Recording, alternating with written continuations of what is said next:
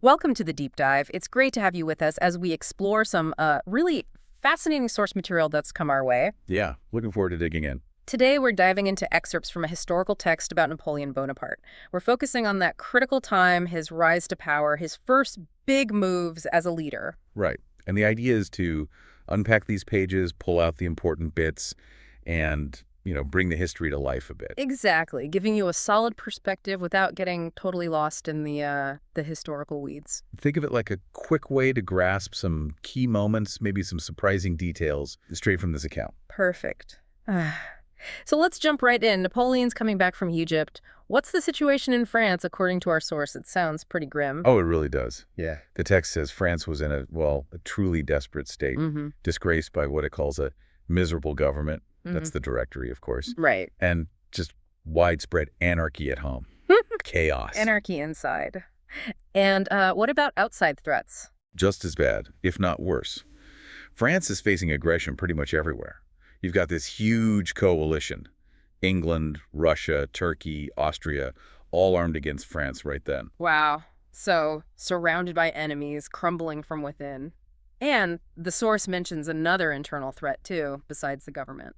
Yeah, it specifically points to the mob of Paris, that volatile element from the revolution. Another powerful force he absolutely have to deal with when he got back. Okay. Anarchy, foreign armies, the Paris mob. And into all this steps, Napoleon, who the source says is what, just 29? 29 years old. Yeah. Yeah.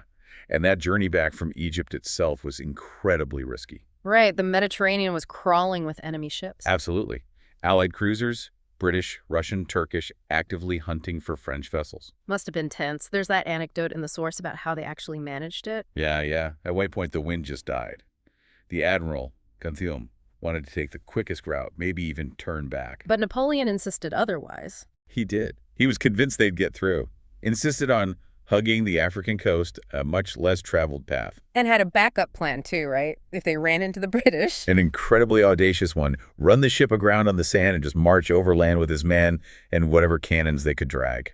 Incredible. And Bourrienne's reflection on that, his secretary. Yeah, Bourrienne, who was there, offers this great insight. He says what people call Napoleon's fortune, his luck, was really his genius. Genius. How so? Based on admirable foresight, these calculations rapid as lightning, and this core belief that sometimes boldness is the smartest move. Boldness is often the truest wisdom, as the source puts it. That's a really key distinction, framing luck as, well, skill and decisiveness. Exactly. It wasn't just chance. And there's that other striking moment on the ship, too. That conversation about God. Oh, right. On the deck one night. Yeah, some officers were, casually debating atheism. Napoleon's pacing nearby, listening. And he steps in. Suddenly stops, apparently, and asks them something that just silenced them. Gentlemen, your arguments are very fine. But who made all those worlds beaming so gloriously above us? Can you tell me that? And then just walked away. Just resumed his walk, the source says.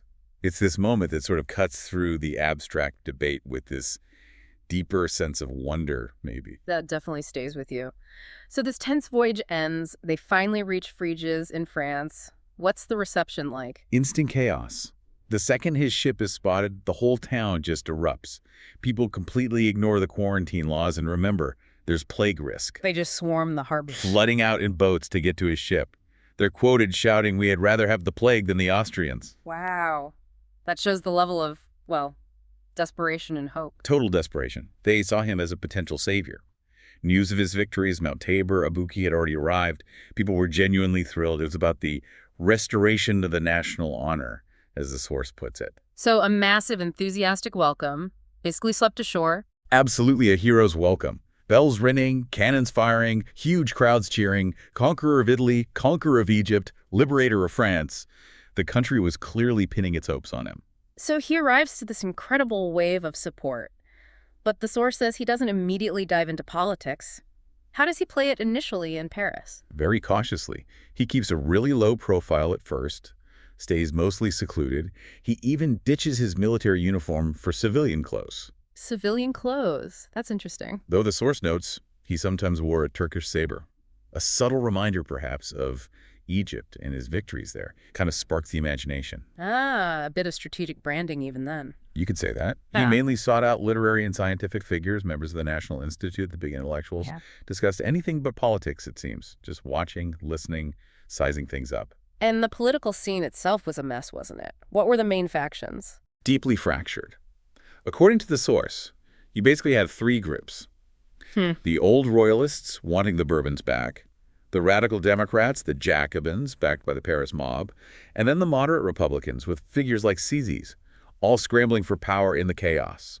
So Napoleon has to choose who to align with. What's his move? He sides with the moderate Republicans, with Sisi's. The source says he thought restoring the Bourbons was basically impossible. And he didn't want to work with the Jacobins? No. He apparently refused, and the source gives this striking reason. He felt that after using them to win, he'd immediately have to fight against them. And that, he said, was inconsistent with my principles. Fascinating. Sees them as a tool that would inevitably turn pragmatic. Seems that way, yeah. A calculation as much as principle.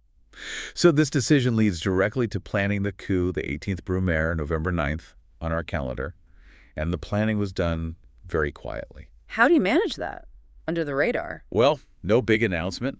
He just privately told all the military officers in Paris who'd asked to see him that he'd meet them on the morning of November 9th. Okay. And the regiments themselves were just told Napoleon would review them that morning. Standard stuff, seemingly. So using routine military procedures as cover to gather loyal forces right in Paris. Clever. Exactly. And at the same time, the Council of Ancients, one of the legislative bodies, was set to meet early that morning, 6 a.m. The other body, the Council of 500, at 11 a.m. The source says Napoleon was silently arranging everything for this great struggle, hoping it could be bloodless. Right. So the day itself, November 9th, he goes to the Council of Ancients first in the Tuileries Palace. How does that go? He gives this speech, declares the Republic is on a volcano, says the council called him to save it. He tackles the accusations head-on, denies wanting to be a military dictator, compares a moment favorably to Caesar or Cromwell, saying this situation is unique. Positioning himself as the reluctant savior needed for stability. Precisely. Trying to secure their backing first. Then he heads over to the Council of 500. And that's where things really heat up. Oh, absolutely. On the way, he bumps into Bernadotte, another general, kind of a rival. Right. And Bernadotte apparently warns him sternly, "You are marching to the guillotine." Ominous. Napoleon's reply. Classic Napoleon, according to the source. Just coolly says, matters were worse at Arcola, downplaying the current danger by referencing a battle where he nearly died. Huh. Yes. Okay, so he enters the Hall of the 500. With his grenadiers, his elite troops waiting at the door. And the reaction inside is immediate fury, shouting, screaming, "Down with the tyrant! Be gone!" Just a total uproar. He can't even speak. And it gets physical. Yeah, deputies surround him, jostling, shouting. Things get rough. His grenadiers have to rush in to pull him out. The source even says one soldier deflected a dagger aimed at Napoleon. Whoa, so they had to physically rescue him. Escorted him out, shaken. It was definitely touch and go there for a minute. And his brother, Lucien, were still inside, presiding over the council. Yes, and Lucien was now in danger. Deputies were demanding he declare Napoleon an outlaw. So Napoleon sends in a battalion under Colonel Dumoulin to get Lucien out. And Lucien then plays a key role outside. Absolutely critical. He's brought out to the courtyard where Napoleon is on horseback trying to rally the troops. Lucien gets up beside him and announces that the council inside wasn't dissolved by Napoleon, but by assassins within its own ranks, trying to cause chaos. Clever framing. Blaming internal elements. Exactly. Turning the tables. Then Napoleon makes that direct appeal to the soldiers. Soldiers, can I rely upon you? And the response? A massive roar back, according to the source. Long live Bonaparte? That sealed it. And then Murat leads the charge. Right, yeah. Takes a battalion, heads for the hall. The source says, when Murat led, it wasn't going to be gentle. His command was simple. Charge bayonets, forward. And the deputies? They just scattered, fled in panic, some jumping out of windows, apparently leaving robes and hats behind. The hall was cleared in 2 minutes. Dramatic stuff. And the source mentions Napoleon specifically stopped anyone firing on them as they fled. Yes, it says an officer suggested firing into the fleeing crowd, but Napoleon sharply refused. It is my wish that not a single drop of blood be split. So even in the midst of seizing power by force, he drew that line. According to this account, yes. Now, the source acknowledges this whole event, the 18th Brumaire, is viewed differently. Some see it as an outrage, an attack on law and liberty. But the source leans another way. Clearly. It presents the other view, which it seems to endorse, that it was a necessary act to end the corruption and anarchy that were destroying France. And it claims this was what most people wanted. Yes, it's quite strong on that point. States that Napoleon's course was in accordance with the wish of the overwhelming majority. Says no one can doubt the popular support. And Napoleon's own justification is included, too. It is. He compared it to a sailor having to cut down a mast during a storm to save the ship. An imperious necessity, he called it. Claimed, had it not been for us, the country must have been lost. We saved it. A powerful argument, arguing necessity over legality to save the nation. Right. A controversial move, but framed here as ultimately beneficial and desired by the French people. So, the coup succeeds. Napoleon's now in charge, First Consul, initially for 10 years. But the source suggests his actual power was immediate and immense. Oh, absolutely. It calls him the most powerful monarch in Europe almost right away. Supported by nearly 40 million people, his word was effectively law, despite the Republican title. And pretty soon there's a push to make that power more permanent. Definitely. The Senate was very keen to solidify things, reportedly even willing to make him king if he signaled he wanted it. They kept trying to figure out what he wanted long term. But he was playing his cards close to his chest. Impenetrable reserve, the source said. Exactly. Kept everyone guessing. Even his closest advisors couldn't get a clear answer. When they finally pinned him down, he gave this very modest-sounding reply. Any testimony of the public confidence will be sufficient for me. Which led the Senate to propose extending his term. Yeah, they offered two options. Add another 10 years or make him consul for life. And here's that interesting detail the source highlights about appointing a successor. Right. The Senate wanted to add a question about who would succeed him. But Napoleon, surprisingly, shut that down. He insisted only the question of consul for life be put to the people. Why would he do that? Refuse to potentially lock in a dynasty then and there? Well, the source speculates a bit. Maybe he already had ideas about a hereditary empire later, or maybe he worried about sparking rivalries. But the source really emphasizes the action itself, refusing to name a successor, leaving it open, calling it moderate and noble in the highest degree. Interesting take. And the public vote on consul for life? Overwhelmingly, yes. The numbers are staggering. Over 3.5 million in favor, only about 8,000 against. The source calls it a government established with unparalleled unanimity, basically unprecedented popular backing. Incredible mandate, and the celebration matched that. Oh, yeah. A huge diplomatic festival. Napoleon in this magnificent chariot, huge procession, streets packed with Parisians giving most enthusiastic applause. What was his message when he accepted this lifetime role? He told the Senate his life belonged to France. He dedicated it to ensuring liberty, equality, prosperity, and he hoped France's happiness would help the general happiness of all Europe.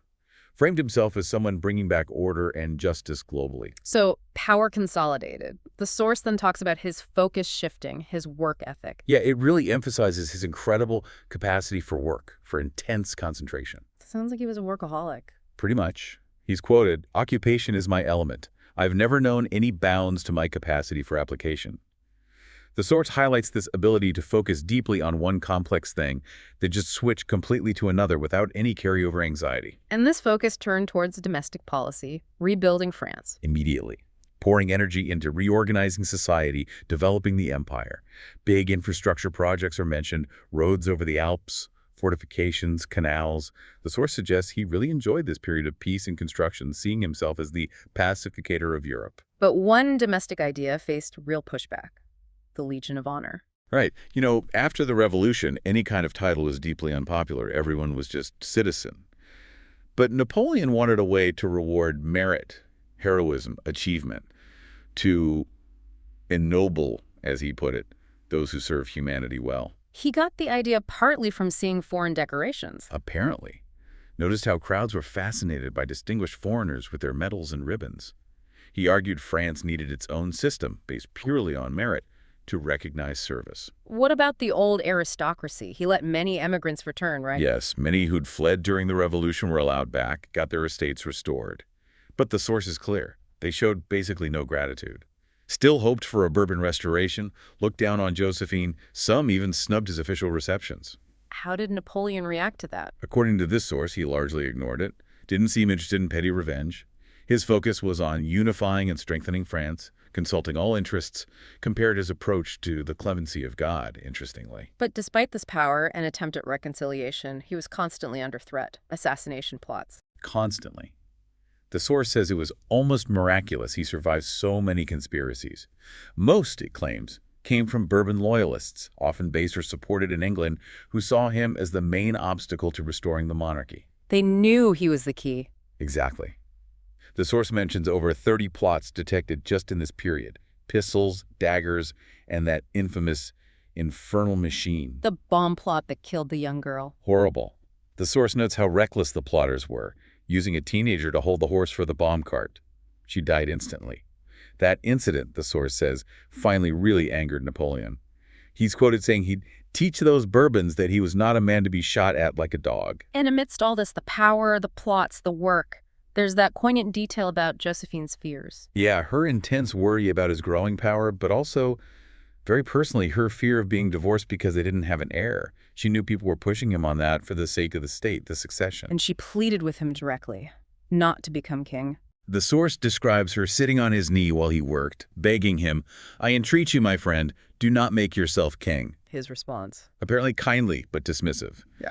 Called her poor Josephine, said it was just gossip from old dowagers, but also gently told her she was interrupting him. It's a very human moment amidst all the grand politics. It really is. Okay, so domestic focus, but Europe doesn't stay quiet. The Marengo campaign becomes necessary. Yes, because Austria and England invade France again after he gets back from Egypt. Austria alone fields something like 300,000 troops. A massive force. Huge threat. But Napoleon tried diplomacy first. He did. The source says he pleaded for peace based on the old Treaty of Campo Formio terms, but his enemies apparently saw it as weakness, treated his offer with scorn. So war it is. And this is where we see that daring strategy for the Marengo campaign kick in. And what the source really highlights is how he divided the armies. He raised this elite force, 150,000 veterans, the best troops, and then with what the source calls immense generosity, he gives command of that army to Moreau, his rival. Along with Napoleon's own bold plan for the Rhine campaign. But Moreau hesitated. Yeah, Moreau was apparently too cautious, afraid to fully commit to Napoleon's ambitious plan. Chose a safer, slower approach on the Rhine. Napoleon, who the source says really understood people, got Moreau's reluctance. So instead of forcing him, he let Moreau do his thing on the Rhine. But Napoleon then declared he would execute his own grand plan, but on the Alps instead, famously saying, "What he fears to attempt on the Rhine, I will accomplish on the Alps." That's just incredible confidence, giving away the best army and taking the harder job with fewer, less experienced troops. The source calls it an act of more lofty generosity and more proudly expressive of self-confidence than maybe anything else in history. He took just 60,000 men, lots of new recruits, against 120,000 Austrian veterans under Melas, on much harder terrain. And that crossing of the Alps, the Great St. Bernard Pass, the source makes it sound incredibly difficult. Immense. 8,000 feet high, brutal weather, blinding storms. The source even mentions bodies still frozen in the snow from previous crossings, like pillars of ice. How on earth did they get an army, artillery, everything over that? Meticulous planning. Napoleon's foresight detailed in the source is amazing. Huge supply depots set up beforehand. Cash sent to hire local guides and mules. Workshops built along the path to repair gear. Dismantle cannons and wagons into smaller pieces for mules or men to carry, then reassemble them on the other side. Wow. Special ammo boxes for mules, mobile forges, hospitals on both sides of the pass, just incredible logistics. Thinking of everything. And that specific detail sending bread, cheese, and wine ahead to the monastery at the very summit as a surprise for the exhausted troops reaching the peak. That must have been huge for morale. Absolutely. The source also mentions the soldiers' incredible dedication, how they guarded the cannons being dragged up as if they were family brothers guarding a sister. It links this to Napoleon's understanding of inspiration, his idea that imagination rules the world. So logistics plus inspiration. Exactly. And the scene at the summit, 40,000 starving men arriving. But it was orderly. Everyone got their share, kept moving, a point of honor not to cause a bottleneck in the 20-mile-long column. And Napoleon himself, how did he cross? Simply. The source says he was the last one over, just sitting on a mule, led by a young local peasant guide, wearing his usual gray coat, looking thoughtful, with a grave and melancholy beauty. And even then, under all that pressure, he took time to talk to the guide. That's what the source claims. Listen to the young man's story about his life, his sweetheart, his poverty. A moment of connection, of empathy, right in the middle of this massive military gamble. It's these little details. Okay, so the army gets across, reassembles in Italy in just 4 days, now facing Melis's bigger Austrian army. Napoleon's described as intensely focused, scouting constantly. Sleepless activity, yeah. Then comes the Battle of Marengo itself. Which initially went really badly for the French, according to the source. Terribly. They were pushed back, close to defeat for most of the day. Until General Desaix arrived with reinforcements. Right at the crucial moment, Desaix apparently surveyed the scene and said flat out, "I see that the battle is lost." But Napoleon... Remarkable composure. Immediately replied, "The battle, I trust, is gained." Ordered Desaix to charge with the fresh troops and simultaneously sent Kellerman's cavalry charging the Austrian flank. A coordinated counterattack, and Napoleon was personally rallying the troops. Riding along the lines, shouting encouragement. "My friends, we have retreated far enough. Now we advance. Remember, I usually sleep on the battlefield." That combination, the reserves, the double charge, Napoleon's presence, it turned the tide completely. That Desaix was killed in that final charge. Tragically, yes. Shot through the chest. His reported last words were about regretting dying before doing enough to be remembered by history. And Napoleon's reaction, he was close to Desaix. Deeply affected. The source describes him pressing his forehead, exclaiming, "Why is it not permitted me to weep? Victory at such a price is dear." The source paints a grim picture of the battlefield afterwards. Carnage, suffering. Wild ruin. Bodies everywhere, cries of the wounded. But even then, Napoleon is shown riding over the field with a saddened spirit. And there's that other moment of empathy mentioned, like with the guide. Yeah, passing carts full of horribly wounded men, shrieking in agony as they were moved. Napoleon apparently stopped, took off his hat, and said he wished he was wounded too, just to share their suffering. The source calls it an incredibly touching expression of sympathy. It really adds complexity to his image, doesn't it? Beyond just the general. It definitely does. So after this incredibly hard-won victory at Marengo, Napoleon's in a strong position. And he immediately writes a letter to the Austrian emperor. From the battlefield itself. Dictated right there, amidst the dead and wounded. Appealing for peace. What was his argument? Appealed to the emperor's humanity. Argued against fighting just for England's interests. Proposed peace based on the old Campo Formio terms again. Offered an armistice, negotiations. Asked him straight, "For what are you fighting?" Sounds like a genuine push for peace, even then. The source presents it that way, calls the letter eloquent, dictated by honest sympathies. But there was a complication. Unknown to Napoleon, just days before Marengo, Austria had signed a new treaty with England. Oh, what did it say? England gave Austria a big loan, and in return, Austria promised not to make a separate peace with France. So Austria was stuck. Completely. Yeah. Caught between Napoleon's offer and their promise to Britain, the emperor sent an ambassador just to stall, basically. Napoleon, still unaware of the Anglo-Austrian deal, quickly drafted preliminary peace terms, which got signed by the ministers there. But Austria couldn't ratify them. Exactly, because of the English treaty. So the war had to continue. Meanwhile, Moreau's army on the Rhine kept advancing, getting quite close to Vienna. And Moreau himself seemed ready to stop. Yeah, the source quotes him saying something like, "We should halt, this is all we're fighting for anyway," suggesting maybe a more limited objective. Right. But Moreau's advance ultimately forced Austria's hand. Mm-hmm. They had to seek peace, even without England's okay, which led to the Treaty of Luneville. Negotiated by Napoleon's brother, Joseph. What were the main terms? France got the Rhine as its border. Austria's Italian holdings were limited by the Adige River. Italian political prisoners had to be released. And Austria couldn't interfere with the new Italian republics. How did historians quoted in the source view these terms? Was Napoleon harsh after winning? Surprisingly moderate, according to the perspective shared. Sir Walter Scott is quoted calling Napoleon's moderation remarkable, noting the terms weren't much better for France than before the war, suggesting Napoleon genuinely wanted peace. Allison, another historian, agrees the terms didn't change much despite French victories. The source itself concludes Napoleon's moderation here was unparalleled. So restrained terms, despite the military dominance, and Napoleon kept trying for peace, especially with Britain. Yes. The source describes him treating the English ambassador, Lord Whitworth, and his wife with great respect, hosting lavish events, trying to build bridges. But that peace fell apart too. What was the sticking point? Malta. According to the source, the absolute core issue was Britain's refusal to leave the island of Malta, which was required by the Treaty of Amiens they'd signed just the year before. France saw it as a violation of the treaty and a matter of national honor. Plus, Malta was strategically vital. And Napoleon eventually met Whitworth personally about this. Yes, a really crucial meeting, February 1803. Napoleon apparently laid out his whole case, his efforts for peace, the concessions he'd made, his frustrations with British action since the treaty. What were his specific complaints? The hostile English press, the émigrés in England plotting against him and stirring up trouble with pensions and support, Bourbon princes being treated like royalty there, English agents causing problems in Switzerland and Italy.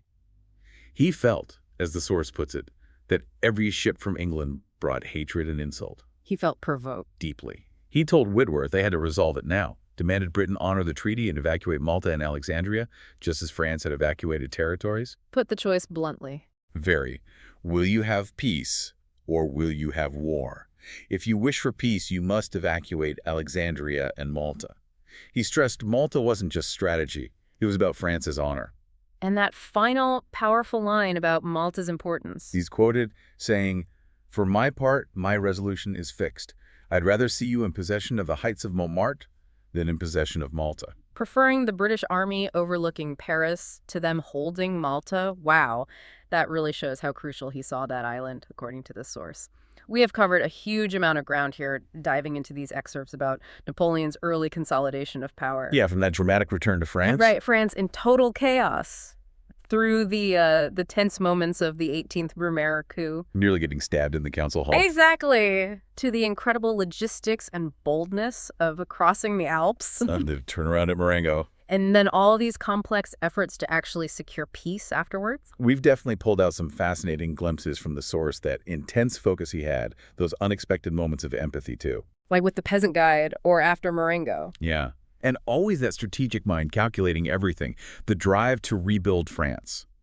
It's definitely more than just battles and politics, isn't it? It's about leadership under extreme pressure, understanding people, pushing forward a vision for a nation. And as you think about everything we've discussed, maybe consider this tension.